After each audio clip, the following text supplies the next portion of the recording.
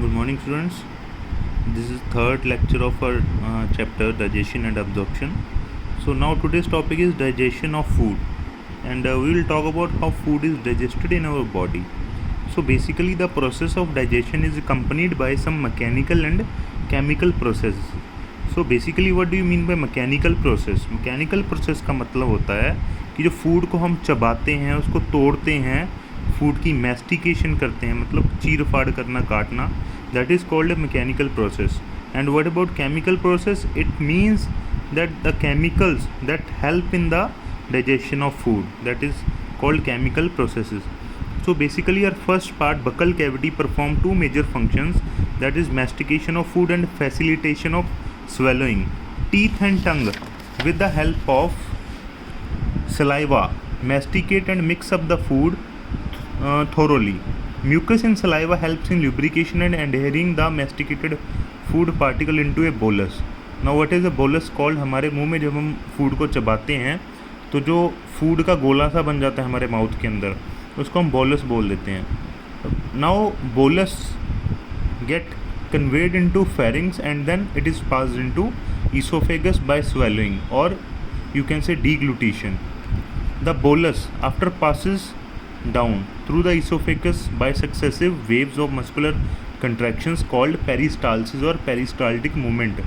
Basically हमारा जब food हमारे गले से पेट तक जाता है तो जो ईसोफेगस की वॉल होती है वो सक्सेसिवली कंट्रैक्शन एंड रिलैक्सेशन करती है, जिसको हम बोलते हैं पेरिस्टाल्टिक मूवमेंट और पेरिस्टाल्सिस. और वहाँ पर एक गैस्ट्रो ईसोफेजियल स्फिंक्टर लगा होता है जो हमारे फूड को कंट्रोल करता है कि वो स्टोमक के अंदर कैसे जाए. धीरे धीरे जो हमारा फूड है वो स्टोमक के अंदर एंटर करता है, and that entry is prevented by gastro oesophageal sphincter. अब जो सलाइवा है, सलाइवा के अंदर क्या कुछ होता है? That contains electrolytes like sodium, potassium, chlorine, hydrogen carbonate. कुछ एंजाइम होते हैं, एक सलाइवरी अमाइलेज है, मेजर एंजाइम है, एंड लाइसोसोम. केमिकल प्रोसेस जो है डाइजेशन की, now that is started in the oral cavity with the action of hydrolytic action of carbohydrate splitting enzyme, means it split the carbohydrates. Salivary amylase is the enzyme which is the first enzyme which start the process of digestion, and the pH of this enzyme is 6.8, that break the polysaccharide into disaccharide, that is maltose. Now the second enzyme is that is present in our oral cavity or mouth is lysozyme.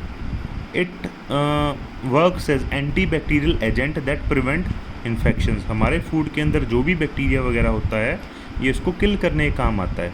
यहाँ पे reaction भी है, starch के ऊपर salivary amylase action करता है और वो माल्टोज में कन्वर्ट हो जाता है.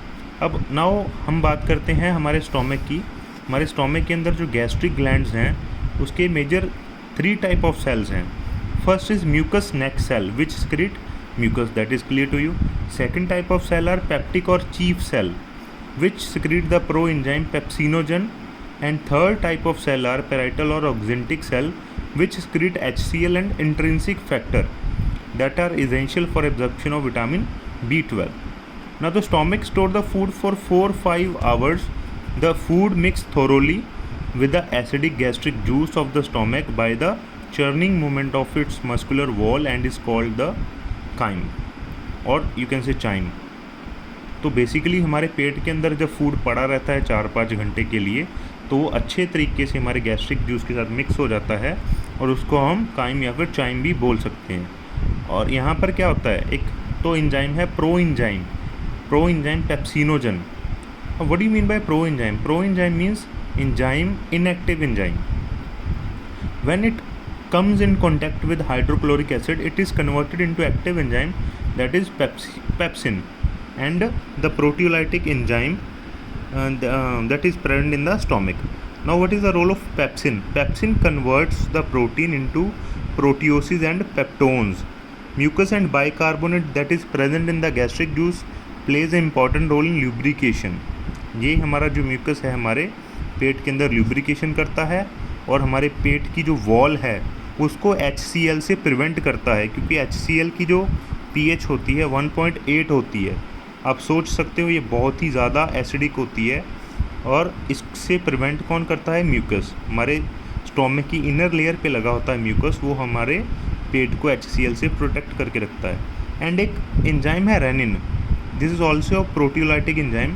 Proteolytic means breakdown, proteo means protein, which help in the breakdown of protein. It is also found in gastric juice but of infants. Infants means छोटे बच्चे. Small amount of lipase are also secreted by gastric gland. Lipase कौन से enzyme होते हैं? जो fats को break down करते हैं। अभी नाउ देखते हैं हम, जो हमारी स्मॉल इंटेस्टाइन की बात करें, उसके अंदर जो मस्कुलर लेयर है उसके अंदर बहुत सारी मूवमेंट्स होती हैं जिसके द्वारा फूड जो है अच्छे तरीके से मिक्स हो जाता है।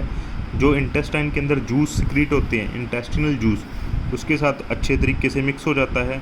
और क्या होता है यहाँ पर? Bile, pancreatic juice and intestinal juice, ये सारी सिक्रीशंस भी हमारे स्मॉल इंटेस्टाइन के अंदर रिलीज़ की जाती हैं हमारी बॉडी के द्वारा, ताकि फूड जो है अच्छे तरीके से डाइजेस्ट हो सके। पैनक्रियाटिक जूस के अंदर क्या होता है? कुछ एंजाइम होते हैं जैसे कि trypsinogen, chymotrypsinogen, pro carboxypeptidases, amylase, lipase and nucleases. ये सारे जो एंजाइम हैं ये अलग अलग चीज़ों को ब्रेक डाउन करके डाइजेशन में हेल्प करते हैं। The enzyme trypsinogen is activated by an enzyme enterokinase secreted by intestinal mucosa into trypsin. Trypsinogen is inactive form. It is converted into trypsin by enzyme enterokinase, which in turn activate the other enzyme in the pancreatic juice. The bile release in duodenum contain pigment like bilirubin and biliverdin, bile salt, cholesterol and phospholipid, but no enzyme. यहाँ पर note कीजिए, bile juice के अंदर कोई भी enzyme नहीं होता, but still it helps in digestion. How it helps in digestion? Bile helps in emulsification of fat. Emulsification means break down of fats into small particles. Bile also activate lipase. Okay, अब now intestinal mucosa epithelium has goblet cell which secrete mucus. हमारे intestine के अंदर भी goblet cell होते हैं जो mucus को secrete करते हैं. अब ये म्यूकस का क्या काम है? ये म्यूकस का क्या काम होता है? ये हमारे जो लेयर है उसको मेंटेन करके रखता है ताकि जो हमारे डाइजेशन की प्रोसेस है वो कंप्लीट हो सके. Now that juice is called succus entericus. अब जो जूस है इसके अंदर भी काफ़ी सारे एंजाइम होते हैं जैसे कि disaccharide, dipeptide, lipase, nucleosidases. The mucus along with the bicarbonate from the pancreas protect the intestinal mucosa from acid as well as provide an alkaline medium for enzymatic activities. अब थोड़ी सी बात करते हैं आगे डाइजेशन की. जो प्रोटीन्स, प्रोटियोसिस एंड पेप्टोन्स हैं जो हमारे पेट के अंदर पार्शियली डाइजेस्ट हो चुके थे, ब्रेक डाउन हो चुके थे, वो अब स्मॉल इंटेस्टाइन में पहुंच जाते हैं जहां पर इनको और छोटे पार्टिकल्स में तोड़ा जाता है. जैसे कि you can see in this reaction also protein, peptones and proteoses are broken down into dipeptide with the action of trypsin, enzyme trypsin और काइमोट्रिप्सिन और carboxypeptidases. And the carbohydrates that are partially broken down now converted into disaccharide by the action of enzyme amylase, and fats are converted into diglyceride and then into monoglyceride with the help of enzyme lipase, and nucleic acids are converted into nucleotide and nucleoside with the help of enzyme nucleases. The enzymes in the succus entericus act on end product of the above reaction to form the respective simple absorbable form. अब जो ये सारी चीज़ें broken down हो गई last में, इनके ऊपर फिर एक जूस जो है सक्कस एंटेरिकस वो एक्ट करेगा और इनको फाइनली एब्जॉर्बेबल फॉर्म में कन्वर्ट कर देगा, और फाइनली हमारी डाइजेशन की जो प्रोसेस है, फाइनल प्रोसेस स्टार्ट हो जाएगी एंड हमारा जो फूड है वो कम्प्लीटली डाइजेस्ट होके एब्जॉर्प्शन के लिए रेडी हो जाएगा. यहाँ पर आप देख भी सकते हो सारी रिएक्शन है. यहाँ पर डाइपेप्टाइड के ऊपर डाइपेप्टाइडेसिस एंजाइम एक्ट कर रहा है और वो कन्वर्ट हो गए अमीनो एसिड में. माल्टोस के ऊपर है माल्टेस, फिर कन्वर्ट हो जाता है ग्लूकोस प्लस ग्लूकोस में. उसी तरह lactose, sucrose, nucleotide, di and monoglyceride, ये सभी पार्टिकल जो हैं फाइनल प्रोडक्ट में टूट जाते हैं and then they are ready for absorption. Now these simple substances formed and are absorbed in jejunum and ileum part of small intestine and the undigested and unabsorbed food और substance are passed into the large intestine. अब यहाँ पर note कीजिए, large intestine में कोई भी digestion नहीं होती। So what does large intestine play the role? It play in the absorption of some water, mineral and certain drugs, secretion of mucus which help in adhering of waste particle together and lubricating it for an easy passage। अब जो undigested unabsorbed food है उसको हम बोलते हैं faces, and ये हमारे caecum part में चला जाता है लार्ज इंटेस्टाइन के थ्रू सीकल वेल्व, जहाँ से इसका बैकफ्लो प्रिवेंट होता है। वहाँ पर कुछ टाइम के लिए टेम्परेरी स्टोर होके ये रेक्टम के अंदर, और फिर थ्रू एनस ये बॉडी से बाहर रिलीज़ हो जाता है। अब जो एक्टिविटीज़ हैं गैस्ट्रो इंटेस्टिनल ट्रैक की, ये होती हैं न्यूरल एंड हार्मोनल कंट्रोल के अंदर, ताकि डिफरेंट हमारे बॉडी पार्ट्स हैं उनके अंदर कोऑर्डिनेशन बना रहे। न्यूरल एंड हार्मोनल कंट्रोल, यहाँ पर दोनों हमारे कोऑर्डिनेशन सिस्टम काम करते हैं।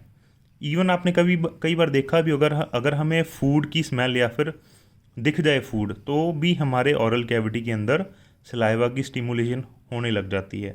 बल्कि इवन मेरे तो कई बार मतलब फूड की बात करते ही मुंह में सलाइवा आ भी जाता है, शायद आपके भी आता होगा। तो उसी तरीके से गैस्ट्रिक एंड इंटेस्टिनल सिक्रीशंस ये भी न्यूरल सिग्नल्स के अंडर होती हैं, और जो मस्कुलर एक्टिविटीज़ होती हैं डिफरेंट पार्ट की एलिमेंट्री कैनाल के, ये भी कुछ न्यूरल मैकेनिज्म के अंडर होती हैं। और hormonal control of the secretion of digestive juices carried out by local hormone produced by the gastric and intestinal mucosa. तो ये हमारा टॉपिक ख़त्म हो गया। हमारा अगला टॉपिक है एब्जॉर्प्शन ऑफ डाइजेस्टेड प्रोडक्ट्स। इसको हम हमारी नेक्स्ट वीडियो में करेंगे। Thank you.